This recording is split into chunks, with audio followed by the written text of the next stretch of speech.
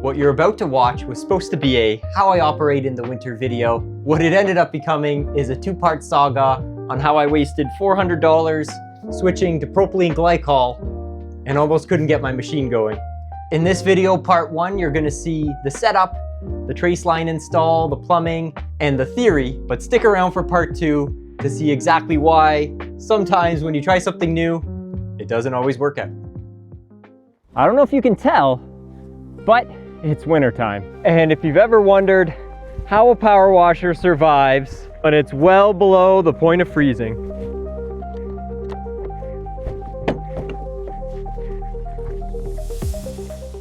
My name's Andrew Meades, and today I'm gonna show you everything I've learned to keep this machine starting up, even if it's a deep freeze.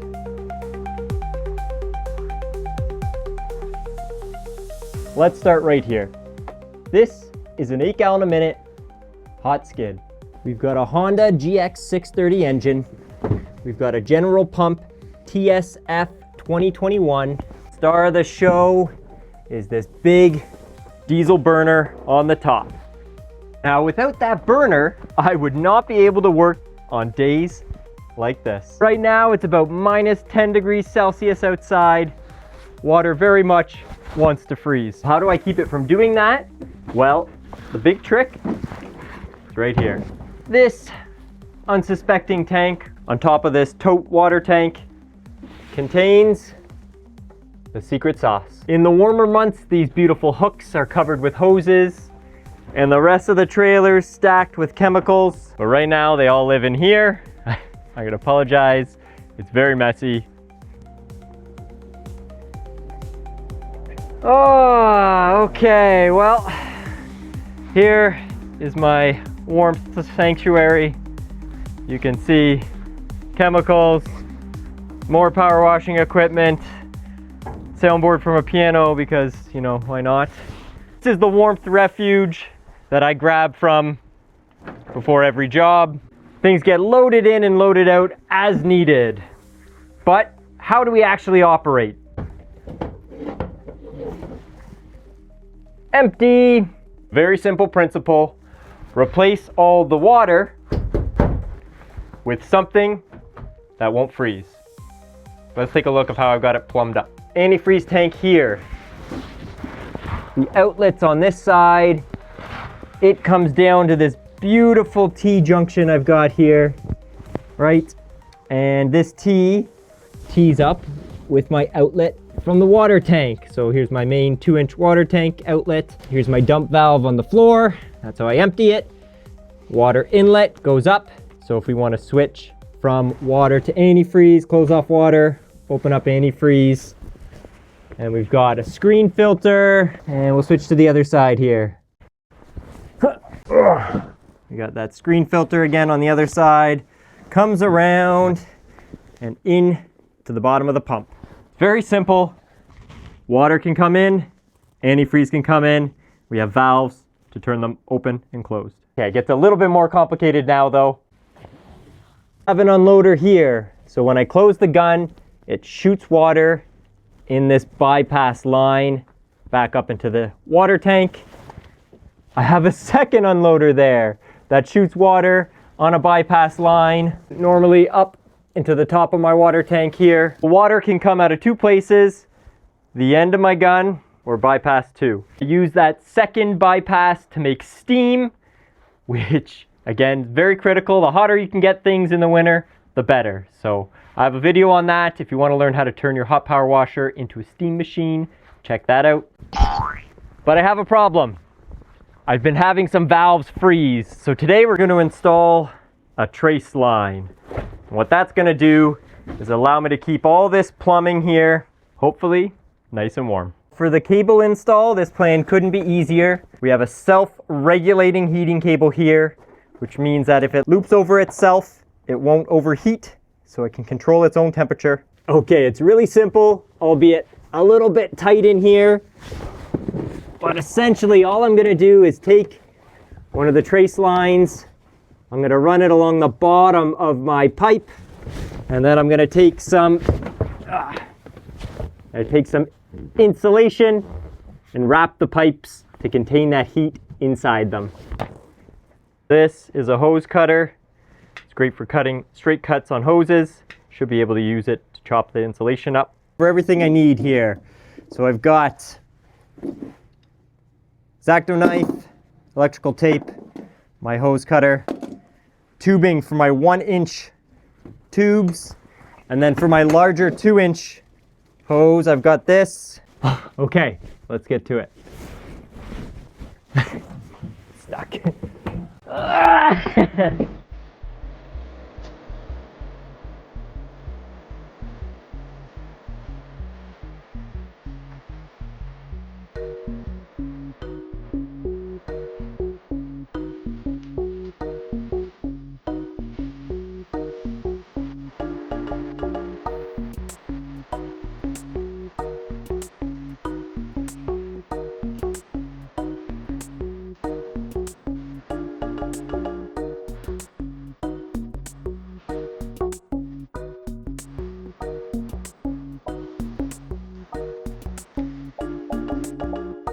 Okay, I'll show you where I'm at here. I started from the pump inlet and just ran the wire along, up and around, did a little loop around that. All right, then basically come along underneath the lines, and I looped around, down around my dump valve, up underneath, you can see my water tank outlet. And then I ran up as far as I could go to the bottom of my antifreeze inlet, all the way out to here. Now I'm using electrical tape and zip ties in the middle of winter. Not the greatest choice. Get this set up before it's a deep freeze. But now let's install the insulation and then plug it in and see if it works.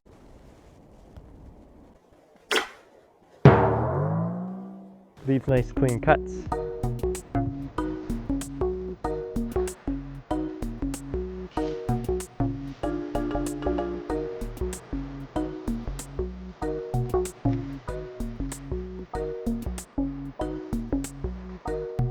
Okay, so I cut the 1-inch insulation, put the heat line at the bottom.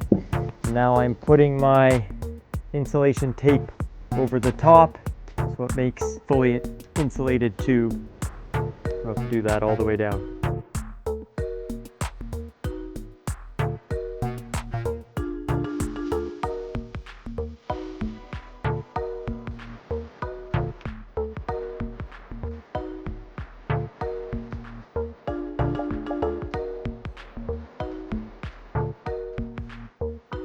Okay, don't lose your spot. Taking the plastic backing off of this adhesive. I cut it flush, but it is impossible to try and get this going again, especially in the cold here. Okay, so here we go. We are all insulated. Heating cable underneath, bottom insulation, some top insulation. And then I did my best to wrap everything. So my screen filter's all wrapped. Has all been wrapped to try and contain it. Not perfect, but I can still access my valves. Left myself a little viewing window. Okay, so there we go. Now we're gonna plug it in and test it.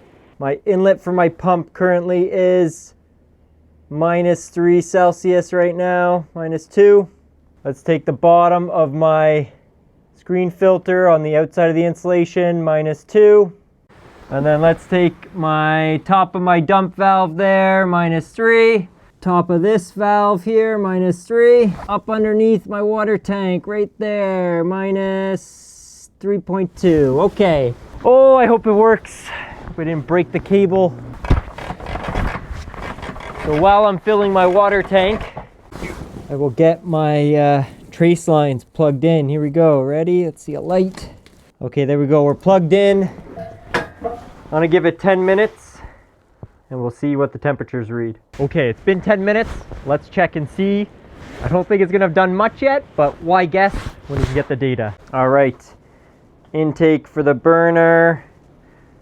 We're at negative 1.6 centimeters. So it definitely is warmed up. The bottom of the screen filter.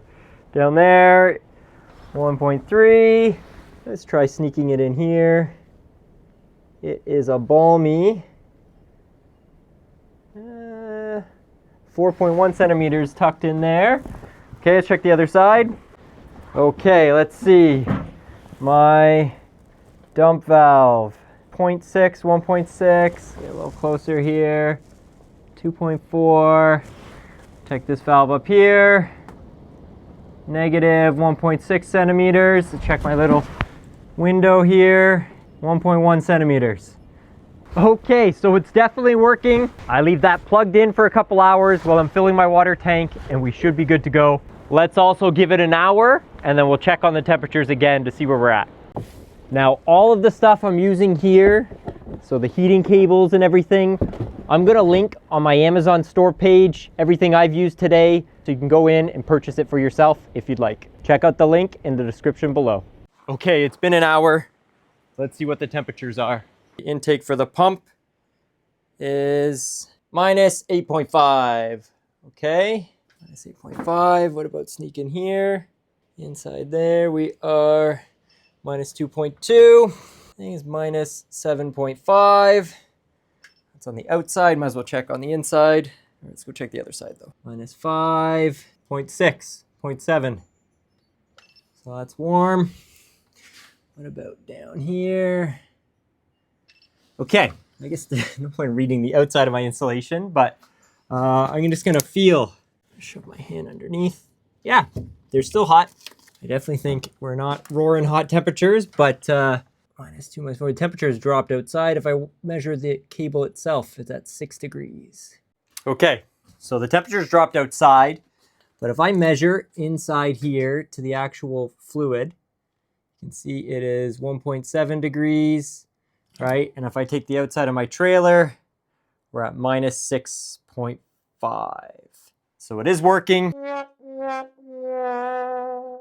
It just needs a few hours to make sure everything is warmed up. But basically, I just got to make sure that when I fill my water tank, it stays liquid in there and up. I just need to get it past this point here where my antifreeze is in place of. But yeah, if anybody is opening a tropical franchise of a power washing company, can you call me and let me know? Thanks. All right, so now our lines aren't frozen, but how do I actually operate when it's this cold out? All right. Let's see how liquid my antifreeze tank is not a sentence I want to be saying. What's the process for, well, right now it would be taking the antifreeze out, putting water in, and then when I'm done on the job site, taking the water out, putting the antifreeze in. Now you'll notice this water tank filled with slush. That's new for me because the old washer fluid I used to use was methanol based, would be liquid at this temperature. I'm gonna show you that. The slush tank will be interesting to see. Got a big heater to throw into that, but theoretically it should only take like 40 minutes to thaw. So the trace lines are installed, but my entire setup is filled with RV antifreeze slush. Make sure to subscribe and stay tuned for part 2 to see if I can get my setup running and get my job done tomorrow. Thanks, I'll see you at the next one.